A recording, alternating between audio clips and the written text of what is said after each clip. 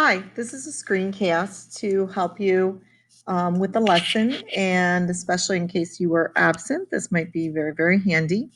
We have previously worked on writing the formulas for ionic compounds. Today we're going to work on how do you name them using the stock system, and then we're going to look at molecular compounds, how you name those, and how you write those formulas.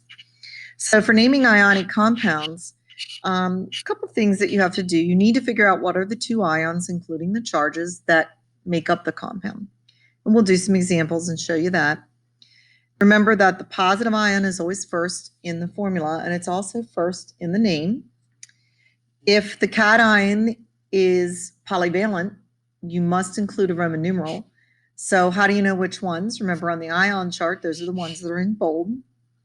And then for the nonmetal ions that are from the main block of the periodic table, like nitrogen being -3, oxygen -2, fluorine -1, and the respective elements in their columns, you have to change the ending to "ide." So for example, oxygen, when it becomes an ion, O-2 is oxide. So let's just do some examples, okay? So let's start out with these compounds and with naming these. Now you got to figure out what the ions are. So we can see that it's made of iron and it's made of chlorine. Chlorine is a halogen, and we had previously assigned charges to those main block elements in the S and P blocks. All the halogens make -1 ions. Now we can see in the formula there's two of them. So that means the iron had to be +2 to have a total charge of 0 overall. So when I name this, iron is a transition element. Remember, we couldn't assign a rule to that. So we look on the ion chart. Iron could be +2 or +3. It's in bold. So we have to make sure we include the Roman numeral as part of the name. And then chlorine is the element, but when it becomes an ion, we have to change the ending to "ide" for those main block nonmetals. So iron 2 chloride would be the name of that compound. We see this one, the anion is ClO2. Now that, for all those polyatomic or group ions, we have to look on the ion chart. And we can see that ClO2 has a -1 charge. Since there's 3 of them in the formula, that must mean that our anion, or excuse me, our cation has a charge of +3, because that gives us a total of +3 and -3 in the compound. In this case, when we name the iron, we need to use the Roman numeral 3. And then we have to look on the ion chart and be careful, because there's a lot of different chlorine and oxygen ions on there. But ClO2 -1 is named chlorite. So pause this and try naming these. When you're done, you can resume and check your answers. So we know here that we've got sodium, which is an alkali metal. Those are always +1. And we have sulfur, which when it's an anion, it has a -2 charge. Now, all of the main block cations, they don't get Roman numerals, because this is the only ion that alkali metals can form is a +1 ion. Remember, in the main block cations, we assigned rules to those columns. They're not polyvalent, so they don't need a Roman numeral. Sulfur, which is in the main block, when it becomes an anion, we have to change the ending to IDE. In the second example, silver has a +1 charge. It's a transition metal, so I had to look on the ion chart, and I found it in the +1 column. SO4 has a -2 charge, and I just named these. Silver, did you notice that it is not in bold on the ion chart? That means it does not get the Roman numeral. And then the SO4 -2, its name is sulfate. Again, there are several different ions made of sulfur and oxygen, so you have to look carefully. Try these. Again, pause the presentation, try them, and then restart and check your answers. Al and Br are both from the main block with assigned charges to their respective columns. We just name them. Al is aluminum, no Roman numeral. I got a random line there. Sorry about that. Not supposed to be a U.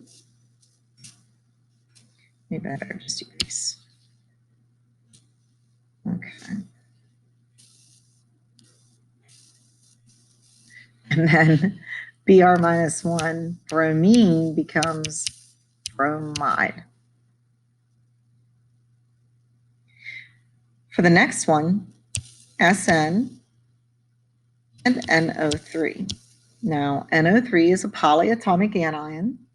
So you look on the ion chart and see that it's got a -1 charge. Since there's 4 of them, that means the tin must be +4, because tin could be 2 or it could be 4. Since tin is polyvalent, we have to use the Roman numeral, and then we use the name for the NO3 minus 1, which is nitrate. So there'll be lots of these to practice, okay? And one of the things I wanted to point out here was that in all of these, which are ionic, do you notice that the cation is a metal? Okay, so we've got lots of metals in the cations.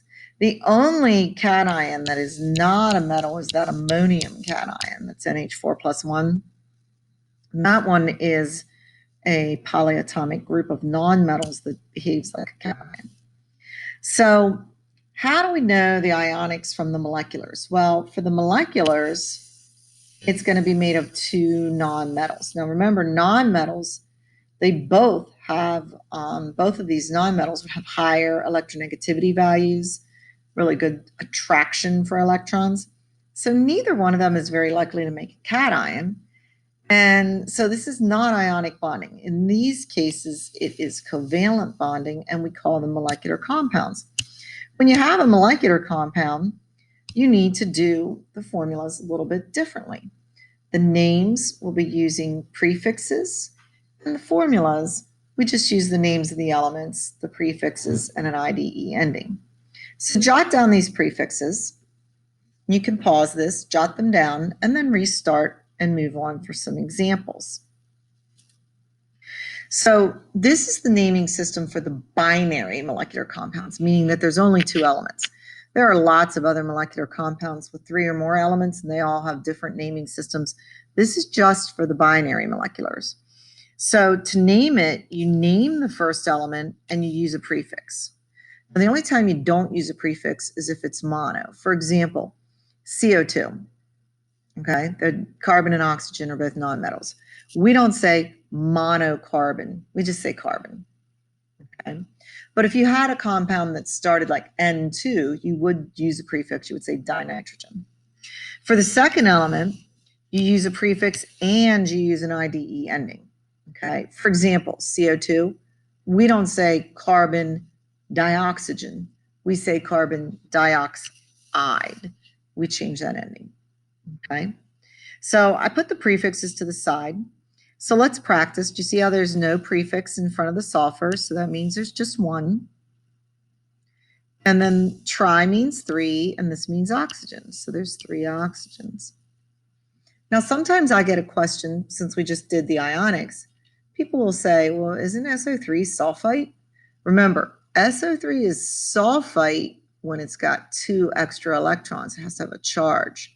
This does not have a charge. It's a neutral molecule, and this is a molecular compound, so we're going to name it sulfur trioxide, and the formula is SO3. So diarsenic, we need the symbol for arsenic, and there's 2 of them. Pentoxide, we need the symbol for oxygen, and there's 5 of them. Easy enough, right? Way easier than writing those ionic formulas yesterday. So let's name SiF4. Si is silicon. Now, we don't need a prefix because there's only 1 of them.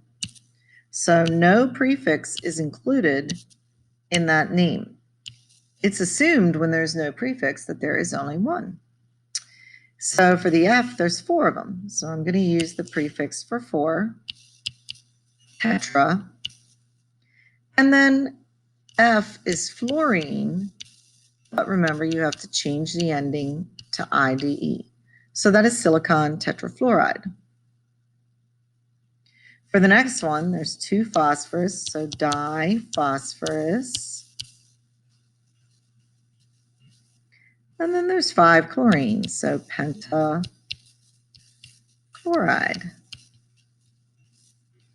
Notice again the ending change. Now, one thing that I wanted to point out, this is like the only exception that I can think of. Did you notice up here when I used penta that I dropped the A? For oxygen, they always drop these A's that I'm highlighting, okay? Like we don't say pentaoxide, we say pentoxide. They also drop this O. Like in carbon monoxide, we don't say carbon monoxide, we just say carbon monoxide. Now those A's and that O, they get kept for other elements. Oxygen is the only one that I can think of that you have to change that. Try these. Again, you can pause this presentation, try them, and then restart to check your answers. So for this one, carbon with no prefix means 1. Tetrachloride, that means that there's 4 chlorines. Dinitrogen, that means that there's 2 nitrogens. Trioxide, that means there's 3 oxygens. A lot easier than the ionics, right? Naming. Oh, that's oxygen. There's no prefix needed because there's only 1 of them. 2, that's di. And F is fluorine, but we would call it fluoride. P2, that's diphosphorus. O5, that's pent. Since it's oxygen, I'm going to drop the A and just use pent, and then oxide. Now, the one other thing that I've noticed when students are learning this is that once they learn it, they sometimes revert to using the prefix system for ionics. Well, how do you know when to use it and when not to? You only use the prefix system for molecular compounds. How do you know that it is molecular? Okay. It's molecular if it's made of 2 nonmetals. Okay. This is the only time that you use the prefixes. If it's ionic, it's going to be made, remember, of a metal cation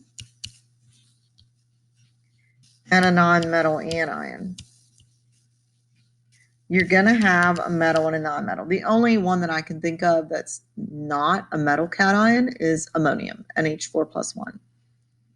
So if it's ionic, we do not use the prefixes. So look at the 2 compounds that I have listed there. Think to yourself, which one is ionic? If you chose this as ionic, you're right. It's ionic because calcium is an alkaline earth metal. We do not want to use the prefixes. We'll name the calcium, and then Cl minus 1 is chloride. We do not say anything like calcium dichloride. We just say calcium chloride. Okay. Now there are some prefixes thrown in with like ions already, like dichromate has a prefix in the name of the ion. I don't know if you saw that one on your ion chart. It's Cr2O7 minus 2. That's fine if there's already a prefix as part of the name on the ion chart, but we aren't going to add prefixes. Like, you know, if we had Ca with nitrate, for example, it would look like this because calcium's +2 and nitrate's -1. We just call this calcium nitrate. We would not say calcium dinitrate. You don't add a prefix, okay?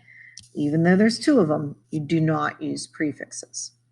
Now over here, because this is two nonmetals, this is molecular, and we do use prefixes. So this one, we would name sulfur, and then we would go ahead and use the prefix with dioxide. So with naming the ionics, use the ion names, positive ion first, negative ion second. With naming and writing formulas for the moleculars, you want to use the prefixes. But when you're naming, always change that second element to IDE ending. Good luck.